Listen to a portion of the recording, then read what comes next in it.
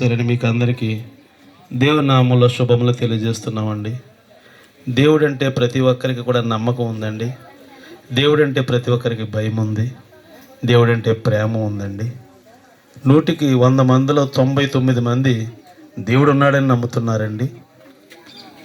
100కి ఒకరు దేవుడు లేడని ఒకవేళన్నా 99 మంది దేవుడు ఉన్నారు. అందులో మన గ్రామంలో దేవుడు అంటే ఎంతో ప్రేమ, ఎంతో నమ్మకం. ప్రతి ఒక్కరు కూడా మన ఎదుటివారికి మేలు చేయాలి, పక్కవాడికి సహాయం చేయాలి, ఎవరికి నష్టం చేయకూడదు, ధర్మం చేయాలి. ఏ ప్రాంతం వెళ్ళినా ఈ ధర్మం మనం చూడమండి. వేరే ప్రాంతం ఎక్కడికైనా వెళ్ళినప్పుడు మన ప్రాంతం గొప్పదనం మనకు అర్థం అవుద్దండి. ఎందుకంటే మన ప్రాంతం ఎవరిని ఇబ్బంది పెట్టడం కానీ, ఎవరికి సాధారణంగా నష్టం చేయడం కానీ ఉండదండి. ఎవరికి నచ్చింది వారు చేసుకుంటూ ముందుకు వెళ్ళిపోయే పరిస్థితులు, పక్కవారిని చేసేదాన్ని గౌరవించటం, ప్రతి ఒక్కరిని కూడా ఒకరినొకరు గౌరవించుకుంటాం, ప్రతి కార్యక్రమంలో అందరూ కూడా కలవటం, ఇవన్నీ కూడా మన ప్రాంతంలో జరుగుతాయండి. అయితే మనకున్న నమ్మకం ఏంటంటే మనం మేలు చేయాలి, ప్రతి ఒక్కరికి కూడా ధర్మం చేయాలి. అలా మనం మేలు చేస్తే, ధర్మం చేస్తే, నీతిగా జీవిస్తే ఈ లోకంలో ఉండగా మనకు సహాయం ఉంటుంది. ఈ లోకం విడిచిన తర్వాత ఆ స్వర్గలోకం వెళ్తాం, పరలోకం అనే ఆశ అండి. అది మంచిది. ప్రతి ఒక్కరికి మనం సహాయం చేయాలి, ప్రతి ఒక్కరికి మేలు చేయాలి, ఉపకారం చేయాలి, ధర్మం చేయాలి, ఇవన్నీ చేయాలండి. ఇటలీ అనే దేశంలో ఒక ఆయన ఉన్నాడండి. ఆయన సైన్యంలో గొప్ప అధికారి. ఆయన కూడా దేవుడు ఒక ఆయన ఉన్నాడు. ఆయన యందు భయభక్తులు కలిగి ఉండాలని ఆయన కుటుంబం అంతా కూడా ధర్మకార్యాలు చేస్తూ, నీతి కార్యాలు చేస్తూ జీవిస్తున్నారండి. వారు ఎవరికి నష్టం కలుగజేయకుండా, ఎవరికి కష్టం కలుగజేయకుండా వారికి ఉన్నదాన్ని పేదవాడికి, ఎందుకంటే ఆయన ఆస్తిపరుడు, ధర్మం చేస్తూ ఆయన జీవిస్తున్నాడండి. ఆయన ఆశ ఏంటంటే ఈ లోకంలో ఉండగా నేను మంచి ఉద్యోగాలు ఉన్నాను, నా బిడ్డలు మంచి స్థితిలో ఉన్నారు, నేను మంచి పరిస్థితులు నాకు దేవుడు ఇచ్చాడు, ఒకరోజు నేను ఈ లోకం నుంచి వెళ్ళిపోతాను, వెళ్ళిన తర్వాత ఆ యాతనకల స్థలంలోకి, నరకంలోకి నేను వెళ్ళకూడదు, ఆ స్వర్గలోకం నేను వెళ్ళాలని ఆశ కలిగి చేస్తున్నాడండి. ఇది పరలోకంలో ఉన్న దేవుడు చూశాడు, ఆయనకి ఎంతో నచ్చిందండి. ఆయన చేసే పని దేవుడికి నచ్చి ఆయన దూతని పంపించాడండి. ఒకరోజు మధ్యాహ్నం ఆయన దేవుడికి ప్రార్థన చేసుకుంటున్నాడంటండి. ఆయన దగ్గరికి దేవుని దూత వచ్చి ఆయనతో మాట్లాడుతున్నారండి. ఆయన పేరు కొర్నేలి. ఆ దూత వచ్చి అన్నారు, కొర్నేలి, నీ ధర్మకార్యాలు పరలోకం చేరిని, నీ నీతి కార్యాలు పరలోకం చేరిని, నీవు చేసేవన్నీ పరలోకం చేరిని, కానీ నీవు పరలోకం చేరాలంటే అవి సరిపోవు. నీవు పరలోకం చేరాలంటే నా భక్తులు పలానా ప్రాంతంలో ఉన్నారు, వారు వచ్చి నీకు చెప్తారు, ఆ ప్రకారం చేయమని ఆయనకి తెలియజేశారండి. ఆ ప్రాంతంలో పేతురు అనే భక్తుడు ఉన్నాడు, దేవుని సేవకుడు. ఆయన కౌరు పంపించి ఆయన ఏం చెప్తాడని వాళ్ళ బంధువులకి, వాళ్ళ స్నేహితులకి, వాళ్ళ మిత్రులకి అందరికి కౌరు పంపించి ఆయన ఏం చెప్తాడు అని ఎదురు చూస్తున్నాడండి. అయితే పేతురు గారు అనుకున్నాడు, మాకే ఈయన వచ్చాడు, ఇతర వాళ్ళకి దేవుడుగా రాలేదనుకున్నాడండి. ఆయన అక్కడ కొన్నేళ్ళు చూసినప్పుడు అనుకుంటున్నాడు, ఆయన అంటున్నాడు, యేసుక్రీస్తు అందరికీ ప్రభు అని అప్పుడు చెప్తున్నాడండి. ఆయన అనుకున్నాడు మాకే ప్రభు అనుకున్నాడు ఆయన, ఆ భక్తుడు కూడా.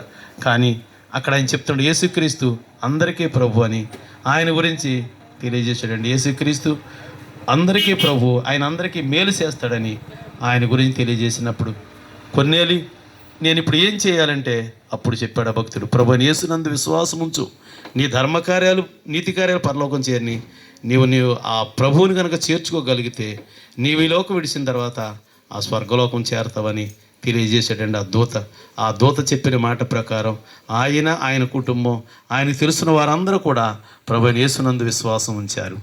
వారు ఈ లోకంలో ఉన్నంతకాలం కూడా మరి నెమ్మది కలిగి జీవించారు. ఈ లోకం విడిచిన తర్వాత ఆ స్వర్గలోకం చేరారనే లేఖనాలు తెలియజేస్తున్నాయండి. ఈ సమయంలో మీకు తెలియజేస్తుంది ఏంటంటే, మీరు ధర్మకార్యాలు చేయండి మంచిది, నీతి కార్యాలు చేయండి మంచిది, కానీ సృష్టికర్త అయిన దేవుడు ఆ పరలోకానికి మార్గంగా యేసుక్రీస్తుగా వచ్చాడండి. 2000 సంవత్సరాల క్రితం ఈ లోకానికి వచ్చి నేనే సత్యము, నేనే జీవము, నేనే మార్గం అని చెప్పాడు. నా ద్వారా తప్ప ఎవరో పరలోకం చేరలేరని చెప్పారు. కనుక ప్రభువైన యేసుక్రీస్తునందు విశ్వాసం ఉంచండి. మతం మార్చుకోక్కర్లేదండి. మేకున్న వారందరం కూడా ఎవరో మతం మార్చుకోలేదండి, మార్గం మార్చుకున్నాం అంతే. మేము మార్గంలో ఉన్నామండి. ప్రభువైన యేసుక్రీస్తుని మీ హృదయంలో చేర్చుకుంటే ఈ లోకంలో ఉందగానే నెమ్మది కలిగి ఉంటారు. ఈ లోకం విడిచిన తర్వాత ఆ నిత్యరాజ్యానికి వారసులకు ఉంటారండి. అట్టి కృప ప్రభు మీకు అందరికీ దయచేయునుగాక. ఆమేన్. మహాగణుడా, మహోన్నతుడా, సర్వాధికారి, సర్వశక్తిమంతుడా, మీ ఘనమైన శ్రేష్టమైన నామాన్ని బట్టి వందనాలు, స్తోత్రాలు, స్తుతులు ప్రభా. మరొక్కసారి వేలుపూర్ గ్రామాన్ని ప్రేమించి నీ రాజ్య సువార్తను ఈ విధంగా నడిపించినందుకు నీకు వందనాలు, స్తోత్రాలు ప్రభా. అనేకులు తండ్రి నాయన ఆ పరలోక రాజ్యం, ఆ పుణ్యలోకం చేరాలని ఈ లోకంలో తండ్రి నాయన వస్త్రదానము, నాయన తండ్రి అన్నదానము, నాయన గోదానం అనే రకరకాల దానాలు ఎన్నో చేసి నాయన వారి పాపం నుంచి పరిహారం పొంది ఆ పరలోక రాజ్యం చేరతామనుకుంటున్నారు ప్రభా. కానీ నీ లేఖనం సెలవిస్తుంది ప్రభా నాయన తండ్రి, అవి ఏమి చేసినప్పటికీ ప్రభా నాయన అవి నీ దృష్టికి నాయన ప్రభా అనుకూలంగా లేవు ప్రభా నాయన. అందుకే నువ్వు అంటున్నావు ప్రభా నాయన, మొదటిగా నా నీతిని నా రాజ్యాన్ని వెతకమంటున్నావు తండ్రి.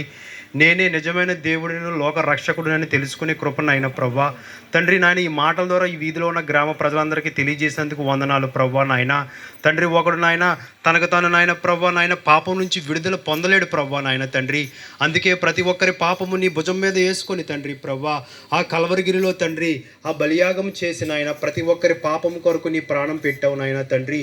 ఎవడైతే నేను పాపిని దేవాన్ని యొద్దకు వస్తాడో తండ్రి వాడిని చేర్చుకొని ప్రభా వాడి హృదయంలో ప్రభా నీకు చోటిస్తాడో ప్రభా నాయన తండ్రి. వాడి పాపాలని క్షమించబడిన ఆయన ప్రభా నీ పరలోక రాజ్యం చేర్చుకుంటానని మరొక్కసారి మాట్లాడావు ప్రభా. ఈ వీధిలో ఈ గ్రామంలో ప్రతి ఒక్కరి హృదయాన్ని మార్చండి ప్రభా. నీవే నిజమైన దేవుడు, లోకరక్షణను తెలుసుకుని కృపనుగ్రహించి ప్రతి ఒక్కరికి మారు మనసు రక్షణ దయచేసి మీ నామానికి మహిమ తెచ్చుకోమని యేసునామం పేరట అడిగి వేడుకుంటున్నాము తండ్రి. ఆమేన్.